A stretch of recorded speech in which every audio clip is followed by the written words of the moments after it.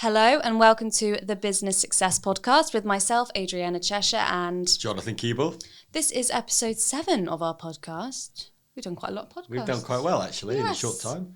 And today we are going to be talking around the topic of increasing the value of your business and why marketing is such an important part when you're looking at increasing the value of your business. Certainly. So there's a number of things that we can talk about increasing the value of your business.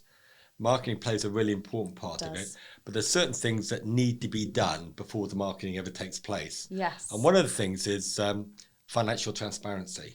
Yes, because we did a whole workshop on this, didn't we? We did. A Meet the Expert workshop. That was good fun, wasn't it? It was, and that was the 7 key ways to increase the value of your business. Yeah, and the first one we covered on that time was financial transparency, because at the end of the day, if you're looking to exit your business, I always think that whether you're going to sell it or not, you should always have an exit strategy for your business, because you don't know what's going to happen health-wise, accident-wise. Yeah. It may be that, economically, the environmental, whatever could affect things and so forth. So having an exit strategy is really, really, really cool thing to do, because in actual fact, if you plan to have an exit strategy for your business, guess what you're trying to do? You're trying to increase its value. And it's more than just marketing your business that you need to actually focus on. Because if I was going to buy, let's say, a business from you, the first thing I'd want to know is actually financially, is it making money? Of course, yeah. And in actual fact, I'd want to look at the P&L. I want to look at actual fact, all the costings, your gross margin, your net profit, and so forth. And also, I think a key thing is if you've got a forecast. So in actual fact, this is where you are now, and where do you expect to be in 3 to 5 years' time? Because once I bought your business, I don't want it to just go backwards. Cool. I want a roadmap to take me forward, and a financial forecast helps you actually do that. Yes. And so having all that in place, I would definitely recommend you speak to an accountant. Yeah. All right, and the accountant's really going to understand the numbers, advise you, if the business is actually viable and so forth, if it's got a future financially. So that's probably one of the other things. And the second thing I would think is you really want to go buy a business, that doesn't really need the owner. Yes. So what would happen as a business owner if you went on holiday for 2 months? So if I was buying back to a business? Exactly. So if I was buying a business off you, all right, I'd want to know in actual fact, can that business operate without you? How many holidays do I have a year? How's are you my having lifestyle? Fun? Yeah, what exactly. are you doing? Are you working, 5 days a week, 7 days a week? Yes. Or just 2 days a week? Or does the business need you at all? And so when you're looking at autonomy from the owner, which is a key thing, you really want to look at the sort of the structure of the business. Yes. Okay, who reports to who? And when do you have to get involved as the owner of the business? And if you've got a business that in actual fact actually stops at the general manager, and that you only need to come in, at sort of board level or whatever, at meeting level and so forth, then how attractive is that to a buyer? Really attractive, because I really wouldn't want. I've seen numerous businesses that I would feel quite attractive to, so I wouldn't mind buying that business. Yeah. But when you actually speak to the owner, what do you think the key thing I'm going to ask him? What's his lifestyle like? Exactly. Lifestyle like? Yeah. What is your lifestyle like? Because if it's a very, very work-orientated lifestyle, that means that you don't have holidays, you don't have time for your family, and so forth. What's the point? Yeah, what is the point? Yeah. I don't want that lifestyle. Another job. Really great entrepreneurs who buy businesses actually do look at the lifestyle of the owner. Yeah. And they look at the structure of the business. They also look at the job roles of the people in there, and actually what do they contribute to the overall performance of that business. Yeah. And if that owner is not there, does it still thrive? Because if it's not thriving, then we haven't got autonomy from the owner. Yes. All right. Yeah. Does that make sense? It does. So what we're talking about today is kind of, as a business owner, everything that you should be thinking about. And does that relate to you? Does that work within my business? And if actually you've not got the financial transparency, or actually you're working in the business more than you probably should be, then this is maybe a good time to reflect and think, how can I start changing things?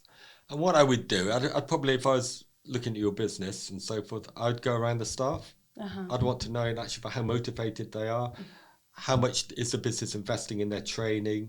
Is there good retention? We did a great podcast with Emma Hewitt. She mentioned the point of Skills Launchpad Plymouth and the importance of retaining good staff and skilling them up and so forth. This is all stuff that I'd want to know. Yeah. Because in actual fact, if you're going to take over a business and you're going to buy a business and the staff are going to leave when the owner leaves, what have you bought? Yes, what are you left with?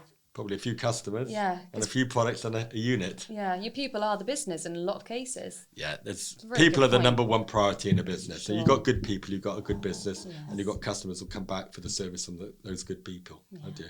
So what do you think about autonomy from risk? So that's the third point, isn't it? Yes. So I think one of the things is we often ask this question when we first chat to business owners: how much of your overall business comes from how many customers? Good. So for example, if they say, well, 80% of my business comes from just one customer, one contract that I've got, that's a huge risk within the business, isn't it? Because if that one customer or contract goes under, or they pull the plug and move to a different supplier or a different contract, then you've lost 80% of your business overnight. So it's thinking about, is there a massive risk in that respect within your business? And if so, how can you start spreading that risk a bit more? Well, when I was in corporate, I remember taking over a business where 80% of its business was with 3 clients. And in actual fact, when we analysed those 3 clients, they were actually losing the business money. Right. And that business actually had not made a profit for 20 years because in actual fact, it was so reliant on 3 customers who were literally completely in control of the company, you know. And I had to actually go to those 3 clients and said, can I actually stop doing business with you, all right, until I get this business back on its feet? And they reluctantly said yes. And the following month, by not having them, all right, although our turnover was a lot less, obviously, we made our first profit in a month in that company. Yeah.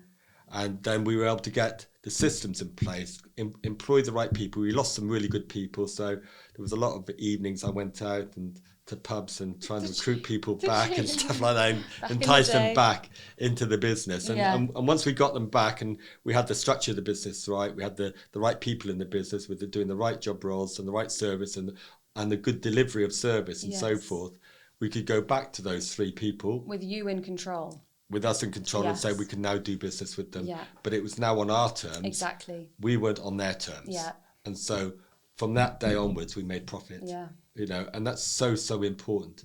So that is a risk. So we're talking about be careful if you're reliant on one customer or a few customers. On that company had been reliant on 3 clients, but by just parking them for a little bit, all right, and opening our doors to a wider audience and a wider target market, you know, we were able to get more profitable business in and so forth. So that's one of the things. Yeah. Also, don't rely on one market. Marketing, so exactly. Don't rely on one target audience. Yeah. So if you can branch out with different products or services or different packages, then that's a really good thing to do. And don't rely on one marketing strategy was the other thing. So you might have a really great website and no social media, for example. What happens if your website goes down for a week? Well, then you're kind of losing out to your competitors who do have their website up and running and do have their social media on a consistent strategy.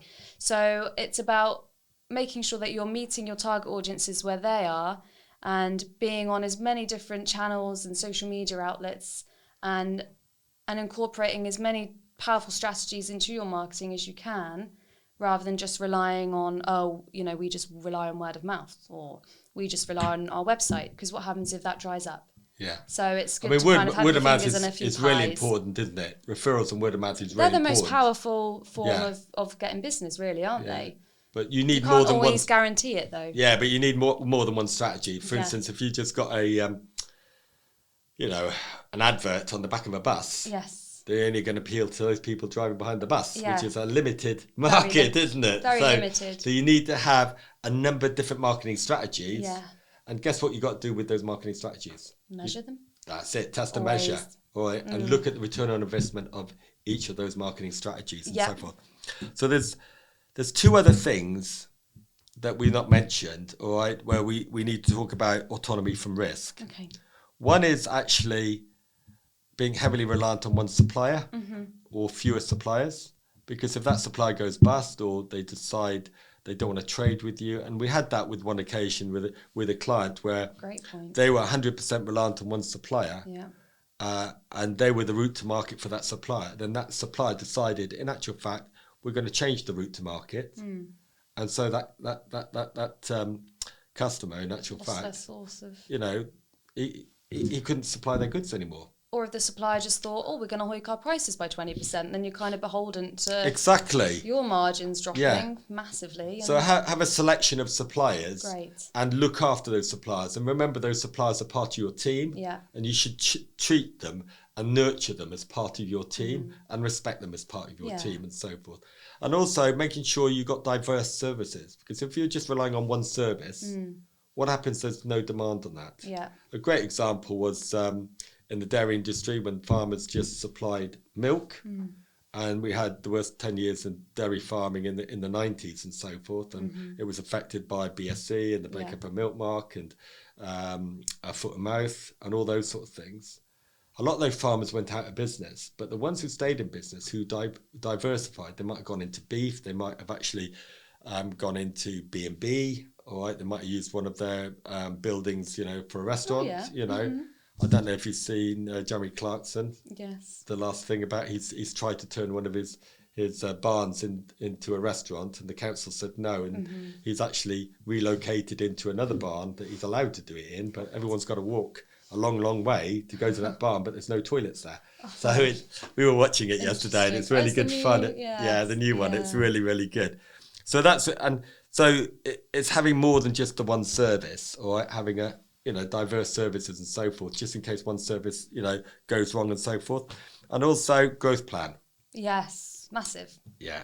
It's not only just a business plan, it is a marketing strategy. It is strategy. Yes. So how important is marketing strategy? Very important. So you're looking at it's basically tie it in with your business goals, which is what we do, isn't it, with our clients. So we ask them, what do they want from their business? What does your business look like now, and where do you want to be in 1 year's time, 3 years' time, 5 years' time? Well, how are we going to get you there? Yes, a lot of it is about your people and your processes and your systems, but a huge part of achieving those goals and growing your business is actually the marketing around it, isn't it? So how are you going to promote your products, your services, your unique selling points to the right people? So not only do you increase your customer base and make more money and improve your profits, but also kind of stand the test of time. You're future-proofing your business by putting a marketing strategy in place. That's essentially what you're doing. Because what we're looking about how we're going to attract prospects. Yes. Then we're going to convert them. And how we can convert them, that's good, yeah. Not only convert them, in actual fact, what we're going to charge for our services, okay? And also, how many times are we going to get these people back? Recurring revenue. Exactly, like that. Really important when you're looking to buy a business as well. What's the recurring revenue, isn't it? Yeah, and that's another point that we need to be talking about, recurring revenue, because that actually adds value to your business. Because if you're always in the one-off sale, that's quite hard work, isn't it? It's like graft, isn't it? Like trying to the next one, the next one, the next one. I know, but if you have people coming back and so forth, because it's a lot easier to increase your sales with someone who is your client and retain them than to find a new one and actually get to spend what you need to spend to keep you in business. Yes, I think it's 5 times easier or something like that to you're right. Upsell to your current customers than it is to go out and find a new customer every single time. Yeah, so and it's exhausting, isn't it, trying to find a new customer every time, isn't it? Well, it is, and it costs money and time and effort, doesn't it? It's much nicer to have things running smoothly and working for you. In the business, but that goes back to attracting, converting, and then retaining your customers, all parts of your marketing strategy. And then once you've done that and you're showing the value, you've got more chance to actually adding an extra product or an extra service to that client, introducing them, upselling, exactly. And also... Or even cross-selling. Very good. Which is another thing that we covered in the workshop as well, which is where you might deliver a particular service to one customer, and actually there might be another service that you offer that could complement or really add value to the service you're already offering them. So you kind of cross-sell your other products and services to them as well. So when you actually all add that up and you just improve each one, KPIs are really important, aren't they? Of course. So if you think about, we had a target to register 100 people within 4 weeks onto the Plymouth Supplier Directory. We did. All right. Yeah. We smashed it. We did 112. So that was really good. Okay, so that was a KPI, wasn't it? Yes. How would we have known if we'd achieved our goal or our target if we'd not set that key performance indicator? Yeah. Do you think I set a high target? You did, yeah, you did. But then you've always aimed high, Jonathan. I was quite relieved that we exceeded it, to be honest. Definitely. The thing is, I think when we set ourselves a challenge or give ourselves a target, we will do everything we can to achieve that. And it's pretty unbearable the week beforehand when we were short of it, and I was saying, let's give it a really good push though. Didn't we did in the last week. We achieved it in the last week, didn't we? We do love a challenge. I know. Yeah. That one was your fault though. That challenge. Yeah, I created that challenge, didn't I? And then I sort of said, "Whoop, well, you got to do it." And then the last week we exceeded it. So that was a great exercise and so forth. So I'm really pleased with that. Yes. And so KPIs are really important, aren't they? And you can have KPIs for everything, can't you? Well, anything really. You can have it for you can have it for the prospecting. Yeah. Your conversion rate. Yes. All right. It can be, in actual fact, how many clients you retain. It can be so specific as how many likes we get on Facebook this week. Wow, yeah, of course. As specific as you want to be, really. Yeah. So you could, and that just gets a focus going, because otherwise, all we're doing is we're just swimming along the river. And also KPIs are really helpful when it comes to your performance reviews with your team, or your yearly 360 performance reviews that you do, whatever it is that you do in your business, because then you can look back at this as kind of the targets that we set, the KPIs we wanted to achieve. Did we hit them? Well, what went well, what didn't go so well, and what can we do better this year to achieve these set of KPIs? Yeah. So it's massively important. Yeah, I get that, and I like KPIs. Be honest with you, because do, don't you? KPI fan. And I do like measuring things out of 10 as well. Yes, do. So and I do it. Yeah, if you ever get a 10 from Jonathan, oh wow. Well, yeah, I must admit I do that with my family as well. I mark everything like our meals out of 10, and my swimming out of 10. Brilliant. And everything. I always mark things out of 10, and the thing with like food, I never give a 10 out of 10. Oh no, always room for improvement. And quite often I will say to them, if I give someone a 9, I said it would be a 10, but in actual fact, I've missed what that 1% would be to make it a 10. Because there's got to be something improved. You're not hard to please, though. Yeah, really hard to please. And also, because we talked about recurring revenue and so forth, which might be putting people into contracts, subscriptions, models, and stuff like that. Monthly subscriptions. It could be actually in the trades, maintenance and so forth. So if you're a security company or you're, any other company that needs a boiler maintained or your security maintained, whatever, that's a recurring revenue again, isn't it? Because you're expecting to have a phone call and a follow up and so forth with that. But the other thing was monopoly of control. It's just the 7th way. I think it is. I think we covered it. Monopoly control. Yeah, monopoly control. Yeah. So actually being a leader in your field. Having the right brand. IP. True. Yes. Yeah. Trademarks. So the reason why it's important to have a monopoly of control, monopoly control. The reason why it's so important is because it makes it harder for your competitors to enter your market. Yes, because you're already up there. Yeah, if you're the first, and the beauty of it is, you link it in with your USP as well. Yeah. Be the first one to say it. Back to your marketing again. Marketing, I know. So.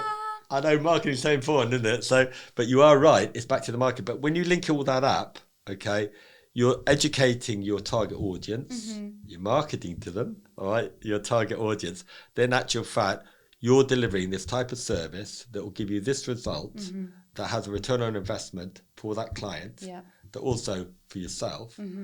And what's so cool about that is if any other competitor starts trying to steal, or start saying kind of the same what things you're doing, people say, oh, that is that company. You're then known for it, aren't you? Yeah. All they're doing is they're actually marketing you. So it's about establishing a really strong reputation for yourself. Yeah. By doing pretty simple things like delivering on your promises. Yeah. And making sure that your team are engaged and on board and that you're saying the right thing in the right places.